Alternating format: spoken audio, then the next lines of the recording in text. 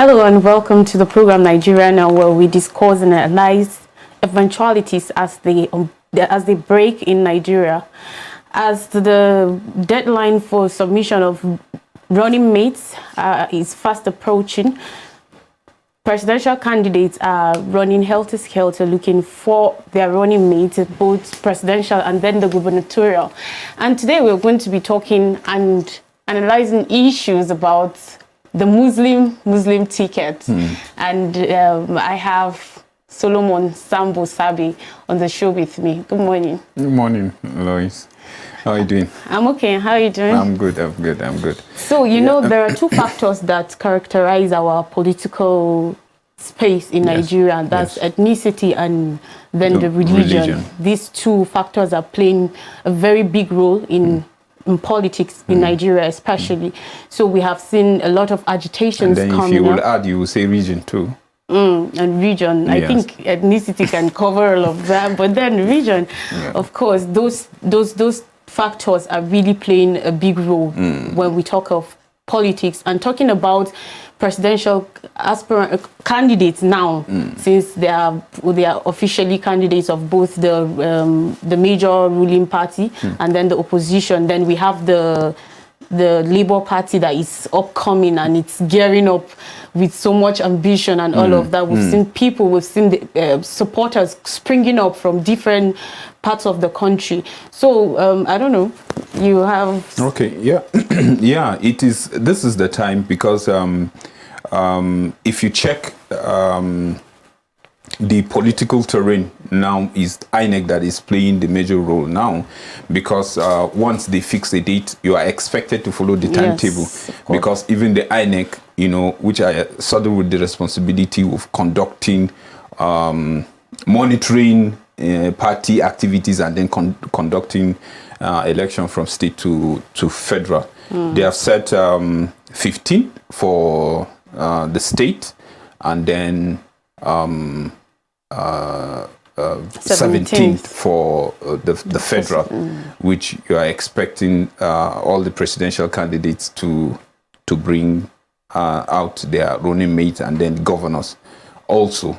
And then this site, they are expected for the states, it will shut down automatically. Yes. So you have to upload your candidate, that is the one that running mates on that particular day. If not, once the site shuts down, I don't really believe in, you know, INEC can do and undo. I remember the primary elections that they had to shift it, you know. But unlike that one, this one they made it in a way that it would just shut down. That's their site automatically. Yes. So we are hoping that this deadline this time around they won't have to shift anything for anybody, because the quest is really getting hotter and hotter every day. Now they have 48 hours, I think, max to submit all of that. So you were trying to say something, but before then, our viewers, remember that we are live on Facebook and YouTube, and you can send your comments and we will read them on the show. And then also send your opinion. What do you think about Muslim and Muslim ticket? You know, picking somebody. Is it possible to pick someone from the south, the south ticket, or north ticket, or just northwest ticket? Like, we just want to know what you feel, your opinion, and what you think about it. Yes. So, like I was saying, and you see. The president of ECWA made a press release, you know, stating the position of the church, particularly ECWA as a denomination. Because if you look at the country, like you rightly said, you know, you can categorize it into two. That is ethnicity and then religion. Like I told you, I say if you are to add, again, you can say region. Because that is where you begin to hear, yes, it's a Christian. He's flagging this ticket. But you hear people saying, but he's from this zone. And this zone have had it. So this zone cannot produce so and so or this and that. So you will hear that. You know, one thing with the political scene is that even the Federal Character Commission agrees that once this person is coming from the South, you know, in the South, we have the South, we have the Southwest, and we have the Southeast. So even in sharing position, they have to look at, okay, what part of the South? That's why I told you about region, if you are to add. But the major is the two that you mentioned. Okay, you know, now, I read something from okay, the ECO president made it clear that this country is being funded on the basics of equity, fairness, and justice. So if we are to go by that, because some people are really working so hard to see that a particular party picks a Muslim and a Muslim ticket. You know the argument is during 1993 election, Abiola and then asked, is it the same way we do think 1993 that we are still doing it now? The answer is no. Even the population have changed. Even the level of awareness has changed. We have more literate people in the country than we do. At that I remember there was a time we talked about the percentage of literate people we have in the country. Compared to when we started as a nation. So we can't really dwell on that because in that period we had that, and now is visible at this point. It's really not. Looking at the issues, the factors, and all that is happening in the country, you can't just wake up and say you want to bring Muslim. Not that those people are not capable, but we are looking at how the country is at the moment. Yeah. Yeah, you know, even if you are looking at the issue of capability, just like the way you said, so you will tell me that in the entire North, there is no, if it's a Christian that is speaking a Christian, maybe a Christian from the South is speaking a Christian from the North, will tell me that over 200 million people in this country, and in the North, you cannot find a credible Muslim. Or if it's a Muslim that is coming from the South and you are picking a running mate from the North, in the entire North, there's no any capable Christian that can occupy that office as a vice president. That's the question. And the answer is capital no. No. Because if you look at this country, we are versed, we are learned, we are educated in all ramifications. If you look every part, you will find a credible person, whether by region or by religion. So that alone is not an excuse, because that leads me to what Governor of Kaduna said, Governor El-Rufai. He said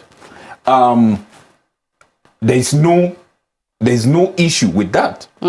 All that the country. I wouldn't blame him. I wouldn't blame him for saying that, because something like that is happening presently in Kaduna State, and nothing has been done. But we are talking about the entire nation. If you want to do that, I think since it happened, it's fine. It's happening, and no one said anything about it. It's okay. But we are talking about the whole country, and you can't just wake up and say this is because it worked in your state, so it should work to the whole country. I don't think it's fair. You see, even him. You know, I watched his interview. You know, I can't count how many that he talked about issue of fairness. He talks about issue of equity. He talks about issue of justice. So if someone like that is talking, then you turn back and then look at, even though some of these politicians, they don't care, they talk about what favors them at a particular time, and they don't care what they talk. Sometimes they watch the video and they will tell you categorically clearly that they are not the ones. Yes. And some, they will tell you that you cut them out of context. You know, they are used and they are fond of doing that. So some of them, we don't really hold their... Or they will say they were not really enlightened at that point. I remember the issue of Pantami that came up, and then he said at that period he wasn't really enlightened, and then now he knows better. And you know, how can you say that? Occupying a sensitive position, yes, you are a figure. I feel our leadership should come with responsibility. A lot of it. Yeah. So you should be responsible. You can't just come out as a public figure and just say whatever you feel like saying at a particular time. You know, you have to weigh it. That's why they have so many aides that you can't even talk like really say some of them what exactly they do. But you expect people like that. They have people that would even draw their attention and say, sir, Your Excellency, no, I think this is how it is. Or they will help you do the research so that when talking, you will talk based on not just saying at that particular time, you are just saying it and the rest. This country is very big. This country is large, you know, and then based on our formation, you can't rule it out. A Muslim cannot give you a presidential ticket in this country. I can say this anytime, anywhere. And Christians in this country cannot give you a straight ticket because you need 15 million vote, and you know, across every state has its own percentage that you are supposed to score, you know, in each state. So you calculate that and you spread the vote. It's not that only North will just give you 15 million votes and there you go, you become the president. No. You know, sometimes when they talk about I know the North is highly populated. Yes. And then we have more Muslims in the North. But you can't rule out that the fact that there are Christians also in the North. You feel Muslim ticket, or if you pick a northern governor, or if you pick a non-governor president, now we're talking presidential running mate.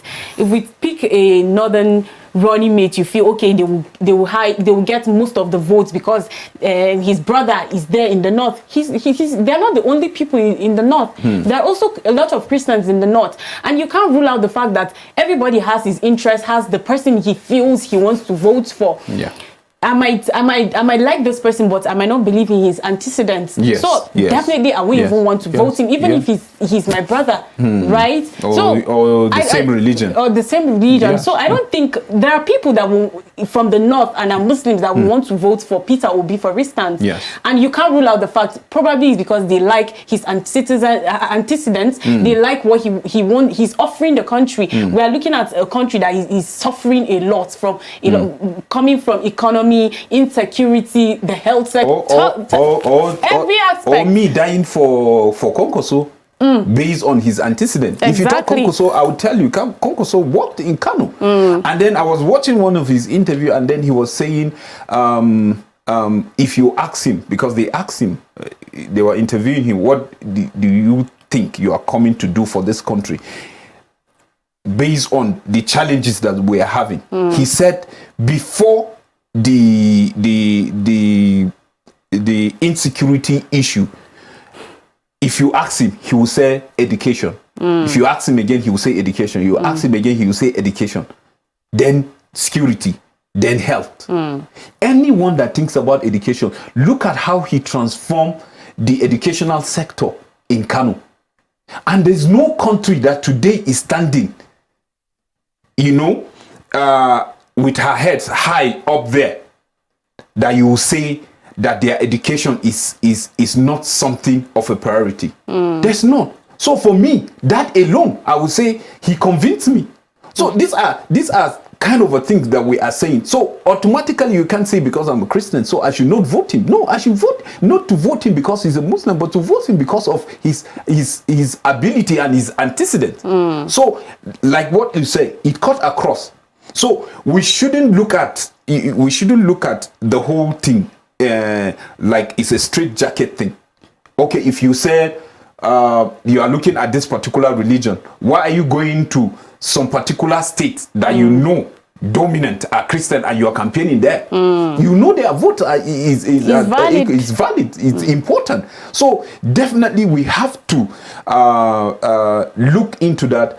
And anybody that is thinking that this thing would happen and they would just get away with it, I'm telling you, surprises would spring up and people will be shocked. They will really be shocked. Yeah. Because, okay, let's talk about the issue of Atiku picking up Wike now as his running mate, although it's not official and it was just a vote of the advisory committee of the PDP, yes.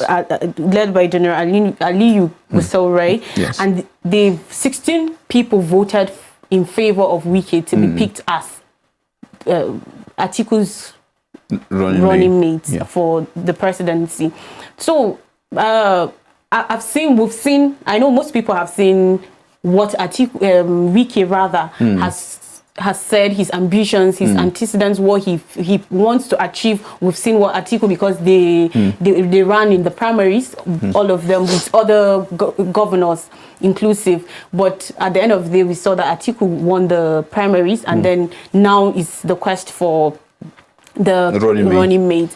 And I just want to talk about that one briefly. Okay. Yeah. You see, the calculation is that you look at okay, he's coming from the northwest, and then he's thinking of picking a VP. Already APC is